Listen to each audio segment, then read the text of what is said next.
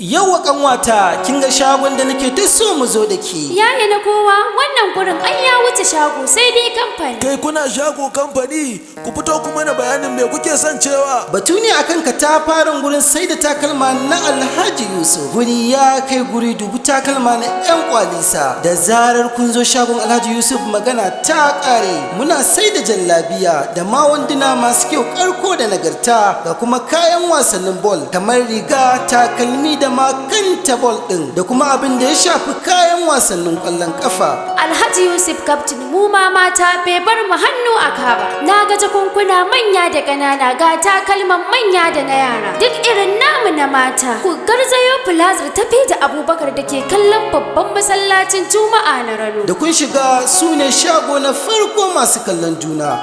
Muna garin Rano a jihar Kano, Najeriya. Domin ƙarin bayani sai ku tuntuɓe mu akan lambobin waya kamar haka: 07038595558 ko kuma